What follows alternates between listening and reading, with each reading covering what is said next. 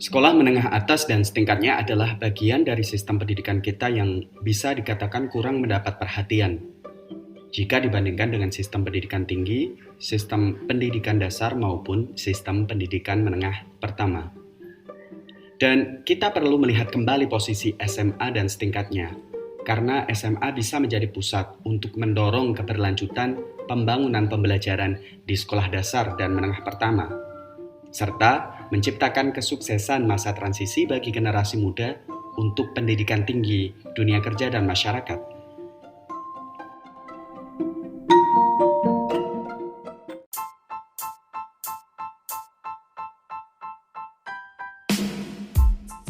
Selamat datang di Reimagine High School.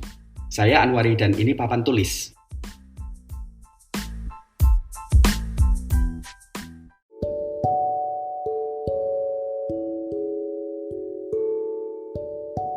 Budaya sekolah berdiri dengan nilai-nilai dominan yang didukung oleh sekolah untuk kesuksesan proses pembelajaran.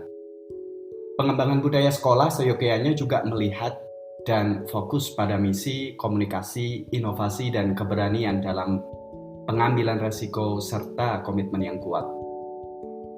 Yang semuanya bermuara pada nilai bahwa sekolah untuk pembelajaran dan pembelajaran adalah proses. Pada episode kali ini saya akan ngobrol bareng terkait misi dan budaya sekolah dengan Nadiatun Nikmah. Silakan Mbak Nad untuk memperkenalkan diri. Oke, halo, saya Nadiatun Nikmah, biasa dipanggil Nat atau Nadia. Saat ini saya berdomisili di daerah Sleman, Yogyakarta. Profesi saya adalah dosen di Fakultas Seni Rupa, jurusan Seni Rupa Murni, Institut Seni Indonesia Yogyakarta di daerah Sewon, Bantul, Jogja pastinya. Sebagian besar di antara kita pernah atau sedang sekolah. Kita tidak begitu asing dengan visi dan misi sekolah karena sering kita lihat di dinding sekolah, kantor guru, dan seterusnya.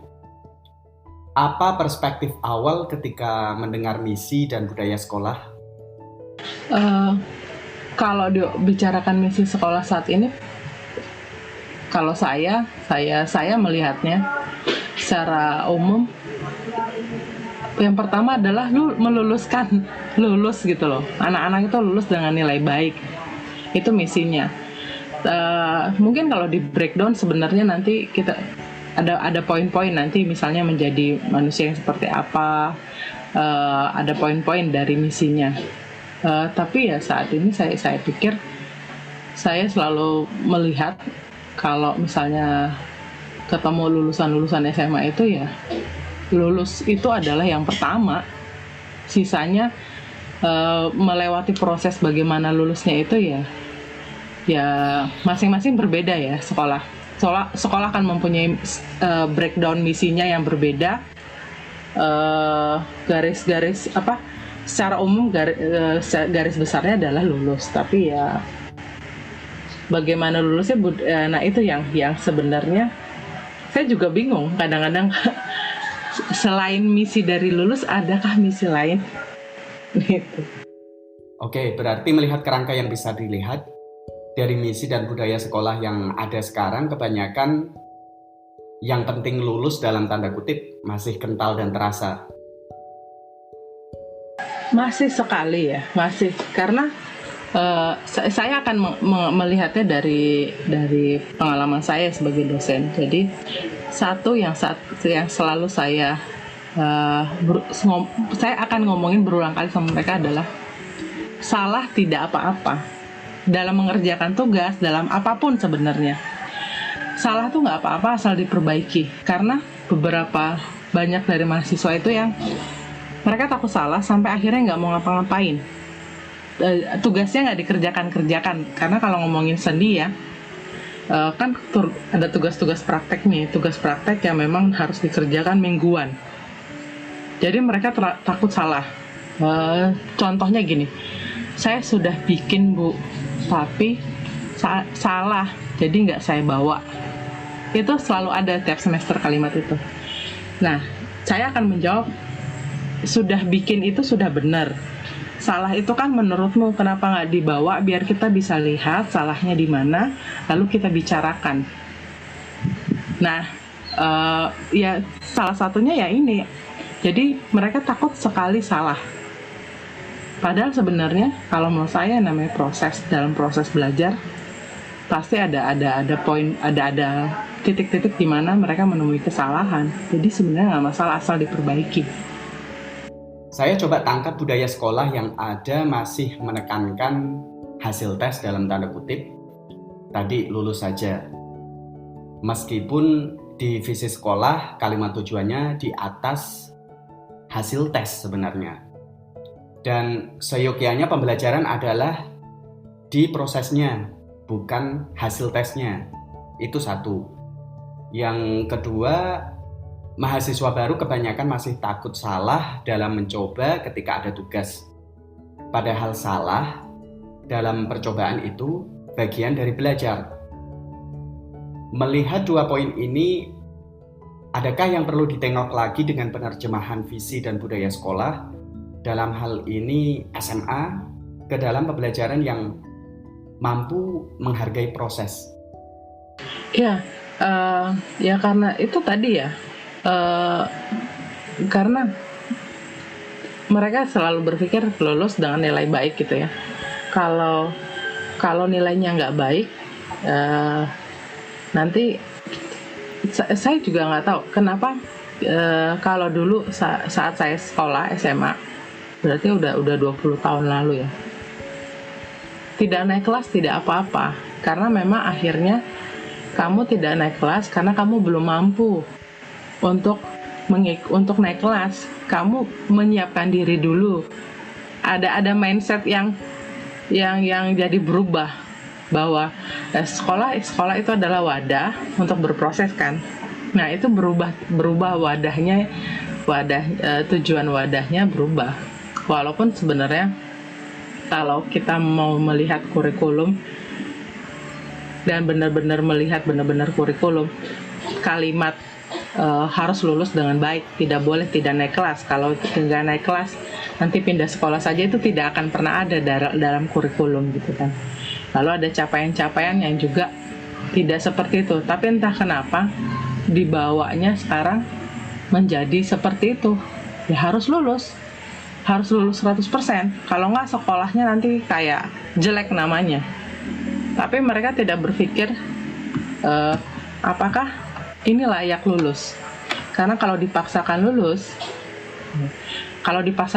apakah dia nanti sanggup ke jenjang yang lain gitu. Kalau dipaksakan naik kelas, apakah nanti di kelas berikutnya dia benar-benar bisa. Jadi ada tahapan-tahapan sebenarnya. Misalnya kalau kita bicara kelas, kalau sekarang 10, 11, 12 gitu ya. Tahapan-tahapan yang memang capaiannya kan beda-beda. Dan sebenarnya kan berusaha contohnya sekolah berusaha menghilangkan stigma bahwa harus lulusnya angka itu, berusaha menghilangkan stigma itu dengan mengubah rapot tidak berorientasi sekedar pada angka lalu pada ranking seperti itu. Tapi ternyata memang belum bisa merubah. Pada dasarnya, kalau kita bicara sekolah, karena saya orang tua juga, ada tiga yang terlibat itu tidak hanya anak dan guru, tapi harus ada orang tua di situ. Orang tua juga harus mau belajar membaca kurikulum, mungkin dalam wadah bersama orang tua. Dan juga biar tahu anaknya itu masuk sekolah itu untuk apa. Kadang-kadang orang tuanya juga enggak. Jadi memang kalau ngomongin budaya sekolah, idealnya atau baiknya memang orang tua juga memahami bahwa orang tua juga harus berperan. Jangan berperan pas saat anak saya nilainya buruk gitu ya. Tapi mau duduk bersama dan berbicara bersama. Dan guru juga mau.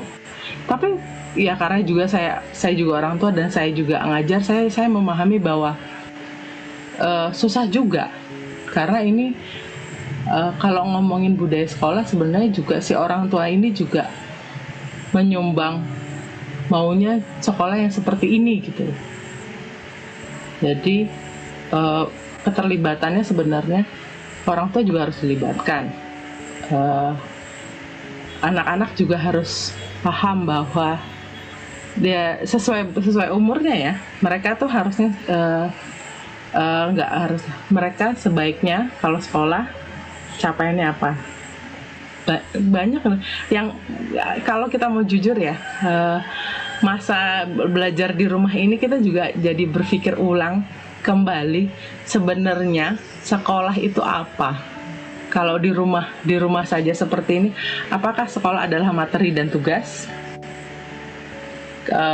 Sekedar materi dan tugas lalu dituliskan di laporan yang kita sebut raport di akhir tahun ajaran, atau sebenarnya kita memang ingin mempunyai sekolah yang lebih dari sekedar materi dan tugas. Ya ini sebenarnya ya bahan-bahan ini harusnya jadi bahan diskusi bersama, karena juga kalau ngomongin soal sekolah, karena saya kalau ngeliat mahasiswa saya yang dari luar Jogja, dari Jogja segala macam, tidak bisa juga dipaksakan semua harus sama capaiannya. Tapi bukan berarti juga yang dari daerah itu akan selalu tertinggal, tidak juga, karena sebenarnya saya merasa gini, mungkin dari nilai pelajaran tertentu mereka akan tertinggal yang dari daerah. Tapi kadang-kadang yang dari daerah ini mempunyai sikap kemandirian yang lebih baik dari yang kota besar. Lalu ada juga karena mereka menyadari, mereka datang ke kota besar, mereka menyadari mereka kurang gitu ya semangat belajarnya, dan tidak takut salahnya ini luar biasa, yang kadang-kadang tidak dimiliki yang memang fasilitasnya lebih mudah ya menurut saya. Orang tua siswa memiliki peran penting juga dalam membangun visi dan budaya sekolah yang mendukung pembelajaran. Adalah satu poin yang perlu dipertimbangkan ketika berbicara tentang visi dan budaya sekolah. Adakah elemen lain selain yang disebutkan tadi? Karena kan sebenarnya kalau secara teknis ya, ketika mau memulai persiapan akreditasi, sekolah itu kan akan mengevaluasi kembali visi dan misinya setiap sekolah. Tapi kan akhirnya ini adalah breakdown dari atas ya. Ada satu garis besar, lalu mereka breakdown. Breakdownnya itu sebenarnya kembali ke kemampuan sekolah masing-masing, juga pertimbangan misalnya sekolahnya ada di daerah mana gitu. Kalau sekolahnya yang di kota, di tengah kota, sama yang di pinggiran, itu mesti akan mempunyai visi dan misi yang berbeda. Walaupun sebenarnya bahasanya aja yang beda, kadang-kadang sebenarnya tujuannya hampir sama. Lalu, nah ketika menjalankan visi dan misi ini, akhirnya kalau menurut aku fasilitas sekolah, guru-guru, lalu kembali ke di atasnya ada dinas dan segala macam, lalu kembali di lingkungan sekitarnya, orang tua juga berperan. Ada ideal yang misalnya ditawarkan dalam kurikulum yang dicapaiannya, tapi akhirnya memang ketika kurikulum ini dikelola oleh pihak sekolah, karena orang-orang yang mengelola ini adalah orang-orang, dan akhirnya memang ada subjektivitas sendiri. Kadang-kadang kan jadi ngeliat, oh kalau dari sekolah ini, kayak misalnya gini, anakku yang paling besar ini SMK, cowok SMK dekat rumah, SMK negeri, dia ngambil jurusan boga. Lalu dia bertemu dengan teman SMP-nya yang ngambil SMK tapi di tengah kota. Ada apa namanya?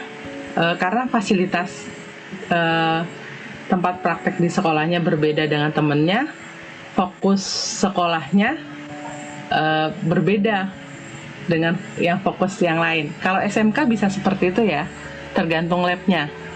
Kalau SMA ini yang sebenarnya kalau SMA kalau aku bilang sih kembali ke gurunya juga, lalu akhirnya orang tua. Kalau bicara breakdown visi dan misi itu ya, satu pihak orang tua siswa, dua siswa dengan background mereka, tiga guru dengan background mereka, empat stakeholder pelaksana pendidikan dan lingkungan sekitar sekolah. Jika melihat empat faktor tadi dengan variasi elemen yang ada, garis seperti apa yang perlu digambar agar suara dari elemen-elemen ini bisa tertampung secara cukup dan efektif? Pada dasar sebenarnya satu sekolah itu untuk sekolah ya, sekolah yang sudah berdiri lama sebenarnya kan mereka sudah punya kalau kita bisa bilang budayanya sendiri yang tidak, itu juga sebenarnya orang tua juga harus paham ketika memasukkan anaknya ke sana. Jadi kalau memang tidak sesuai dengan bayangan dia nggak baik memaksakan. Begitu nyampe sana gini ya, kayak ibarat pepatah, di mana bumi dipijak di sana langit dijunjung. Itu menurut saya juga berlaku. Orang tua tidak bisa, orang tua makanya sebenarnya sebelum kadang-kadang sebenarnya jadi alasan, soalnya nggak bisa milih sekolah, hanya harus lokasi ini gitu ya, harus lokasinya di sini gitu, sistem rayon. Walaupun merasa tidak bisa milih sekolah, orang tua juga harus mencari tahu sebelumnya bayangannya ya. Jadi tidak boleh orang tua mencari tahu sekolah tempat anaknya mau mendaftar itu sekolah seperti apa. Oke. Mencari tahu. Kalau sekarang pertama biasanya kita lihat webnya ya. Di web itu jelas, biasanya sekolah akan menjelaskan visi dan misinya, mereka punya fasilitas apa gitu. Orang tua tuh harus memahami, mau baca itu loh. Nanti kalaupun itu tidak ideal seperti bayangannya, tapi karena dia harus mendaftar di sana sesuai dengan rayon atau sistem PPDB itu, orang tua setidaknya sudah punya bayangan, lalu mendiskusikan ya. Kalau SMA pasti bisa ngajak anaknya diskusi, karena itu yang saya lakukan. Kita cari tahu, oke, dia sepakat di situ, kita berdiskusi, lalu kan saat daftar kita juga bisa lihat guru-gurunya kan, sekolah. Salah satu yang menarik dari sekolah anak saya saat saya mendaftar adalah orang tua tidak boleh mengantri untuk anaknya. Ketika karena dia masuknya sebelum ada pandemi ya, jadi tidak ada tuh yang kita masih harus mengantri untuk waktu itu verifikasi berkas kalau nggak salah. Jadi saya ngantar anak saya, dan seperti biasa karena itu saya cuma nungguin, mengawasi, dan dia mengantri sendiri. Lalu ada beberapa orang tua yang dia ngantri. Nah, begitu sampai di meja nomornya, orang tuanya nanya, anaknya mana Pak? Di sana. Yang mau sekolah bapaknya apa anaknya? Anaknya yang disuruh ngantri ya. Jadi anaknya yang diminta mengurus berkas-berkasnya. Itu buat saya itu adalah catatan baik. Berarti orang tua sekolah menghargai anak ini sebagai satu individu yang siap diajak bertanggung jawab untuk kepentingan dirinya. Nah, orang tua harus, saya sebagai orang tua. Nah, dari situ lalu kan nanti akhirnya ketika sekolah mau ini, kalau di sekolah anak saya akan ngambilnya contoh sana, ada satu forum orang tua, kayak kita dikirimin kuesioner kalau mereka apa, nanti hasil kuesionernya juga diumumkan. Apalagi teknologi sekarang ada grup-grup sekolah itu ya. Jadi ya dari masukan-masukan situ sebenarnya. Akhirnya memang orang tua juga harus proaktif. Orang tua nggak boleh proaktif hanya ketika dia merasa kok nilainya jelek, komplain tuh nggak boleh. Tapi sebenarnya proaktif untuk semua tahapan yang memang diminta.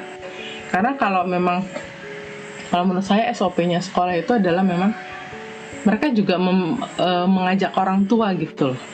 Tapi dalam batas-batas tertentu. Tapi tidak yang memang masih belum tahu mau apa terus orang tua diajak pembukaan, tidak. Jadi orang tua seperti ini sudah ada, lalu dimintakan saran apakah ini sudah layak atau belum layak. Kira-kira batasannya seperti itu ya, menurut saya.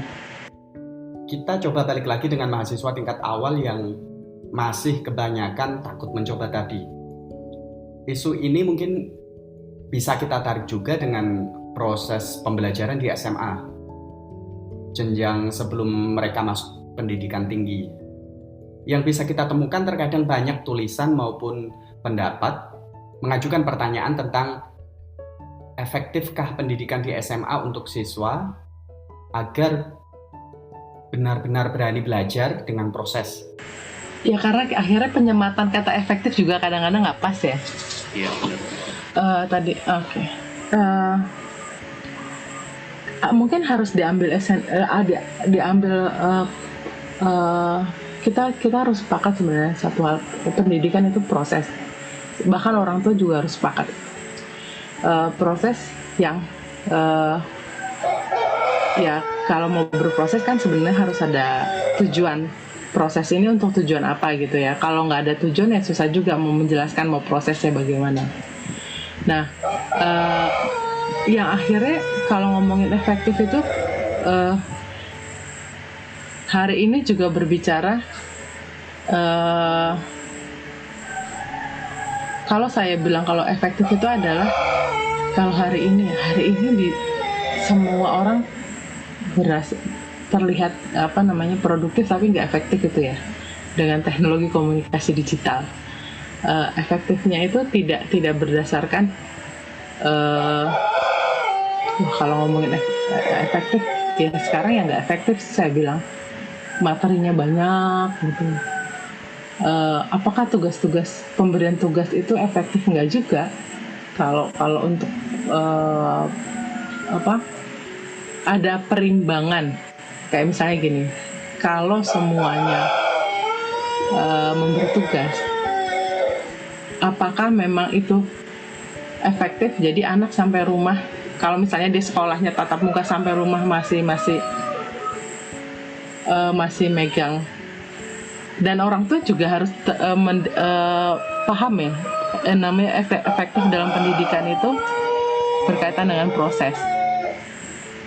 Wah, kalau ngomongin efektif pendidikan karena masih jauh dari efektif. Efektif itu akhirnya karena gini, kalau mau lihat, karena berpikir efektif, pendidikan harus efektif nih. Yang diperbanyak adalah materi dan jamnya. Akhirnya sebenarnya kita harus melihat apakah jam pelajaran sebanyak itu, materi sebanyak itu sesuai dengan bayangan efektivitas gitu ya. Karena akhirnya tidak juga. Kalau kebanyakan juga nggak efektif. Ini aku baru menyadari ya bahwa bahkan untuk kata menjelaskan bagaimana efektifnya pendidikan di SMA, wah ini ternyata untuk menguraikan itu juga ternyata PR yang berat loh buat aku sebagai orang tua juga. Wah, oh ya. Lalu aku sebagai dosen, oh ya. Wah ini pertanyaan ternyata untuk ini efektifnya, wah belum efektif pasti. Tapi nanti kalau pertanyaan berikutnya, kalau mau dibuat efektif yang bagaimana, satu yang pertama aku sadari, ini aku sadari, tapi tidak mutlak. Aku besar di Jakarta. SMA aku adalah di Setiabudi di Sudirman.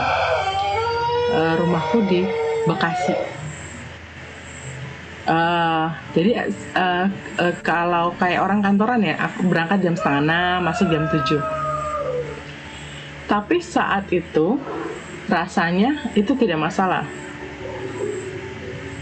Karena nggak macet ya, nggak macet. Lalu di antara, kalau ngomongin sekolah sebenarnya kan kita harus juga mengingat bahwa anak itu butuh bersosialisasi dengan teman sebayanya kan, itu pasti.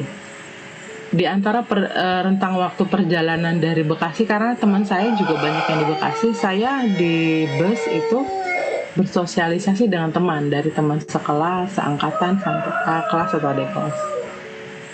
Kalau berbicara efektif, itu tidak efektif jarak sejauh itu. Tapi ternyata setelah hari ini saya merasa ya saya nggak masalah tuh, efektif aja sekolah sejauh itu. Tapi akhirnya kalau misalnya anaknya harus diantar seperti yang sekarang kebanyakan, itu jadi nggak efektif karena orang tua harus muter ke sana. Kalau dulu saya naik bus, jadi nggak diantar ya, sekali-sekali lah diantar gitu. Proses berangkat sendiri ke sekolah itu sebenarnya menurut saya adalah awal juga dari proses belajar. Lalu karena akan bertemu banyak orang ya, tapi mungkin kalau bicara hari ini juga tidak bisa. Lalu sebenarnya kalau memang bisa seperti itu, ya yang namanya efektif bisa dimulai dari seperti itu. Tidak harus cuma efektif di dalam ruang kelas. Karena menurut saya, jika berbicara tentang sekolah, kita tidak cuma bicara ruang kelas.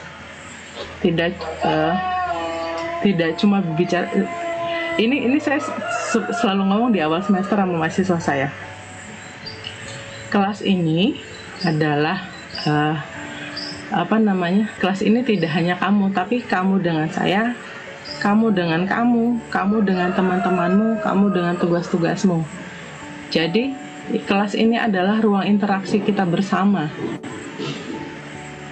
Jadi ya menurutku sekolah itu juga jika berbicara tentang efektif, harus juga sebaiknya berbicara tentang interaksi. Di sekolah itu yang berinteraksi siapa aja. Lalu bagaimana interaksi di dalam kelas, di luar kelas, sesudah sekolah itu juga sebenarnya kan bagian dari sekolah ya. Jadi ini kalau ngomongin efektif panjang ya Mas ternyata. Berarti sebelum melihat efektif atau tidak efektif, kita perlu bertanya, what is education for? Iya, itu benar. Itu sebenarnya yang kita harus bertanya untuk diri kita semua ya hari ini.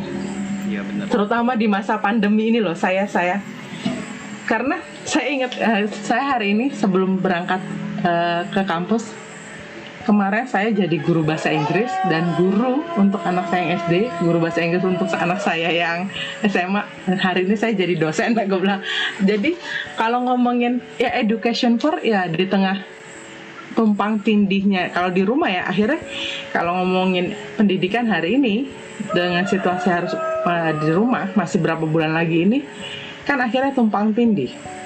Dan mungkin sebenarnya ini momentum buat kita semua. Orang tua sudah merasakan tuh mendidik anak, mendidiknya bukan mendidik yang itu loh, mendidik anak materi sekolah, mengisi waktu proses belajarnya tidak mudah. Oke, mari kita bicara, duduk gitu loh. Itu ini momennya. Karena orang tua juga, saya dan suami selalu menetapkan ini, kalau orang tua yang gampang protes, dikit-dikit protes, terus di sosial media tentang sekolahnya kok gini, kan aku udah bayar. Ya nggak gitu juga kali gitu. Jadi sebenarnya PR kita dimulai dari kita butuh sekolah itu untuk apa sih? Itu sih sebenarnya dimulai dari situ. Sebagai dosen yang mengampu mahasiswa tingkat awal yang masih bisa belum lepas dengan cara berpikir SMA dalam tanda kutip, apa yang perlu setiap unit SMA lakukan dalam upaya mendorong budaya sekolah untuk pembelajaran yang menghargai proses? Dari awal mungkin menekankan pada orang tua dan calon muridnya nih bahwa inilah adalah proses bersama butuh kerjasama dan saya berharap sekolah dan orang tua sebenarnya memberikan ruang untuk anak belajar memperbaiki kesalahannya tanpa harus kita hakimi, tanpa harus kita nilai dalam kerangka yang akhirnya mengkerdilkan mereka gitu. Saya berharap visi dan misi sekolah itu dan akhirnya membangun budaya yang salah tidak apa-apa, asal diperbaiki. Kita belajar menjadi anak-anak kita sekolah mempunyai semangat mendidik anak-anak itu menjadi pribadi yang kalau salah minta maaf dan siap menyadari kesalahannya. Jika kesalahan itu memang merugikan orang lain, bahkan dia juga sebenarnya harus siap meminta maaf kepada dirinya sendiri jika dia membuat kesalahan dan memperbaikinya. Sebenarnya itu satu hal yang kadang-kadang dilupakan dan menurutku itu penting sekali. Nggak apa-apa salah asal diperbaiki. Itu penting diingatkan sama anak-anak itu.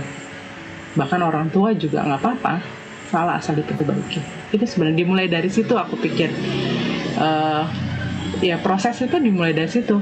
Sebagus apapun visi dan misinya, visi dan misi pasti bagus.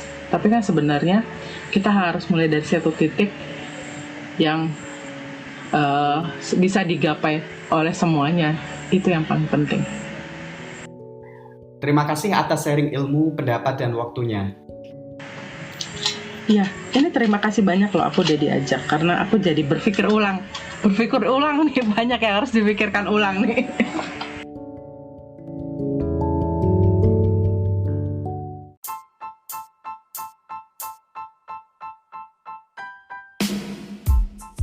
Terima kasih sudah mendengarkan Papan Tulis. Anda bisa mendengarkan episode-episode lain dari Papan Tulis di platform Spotify dan Apple Podcast dengan searching Papan Tulis. Sampai jumpa di episode selanjutnya.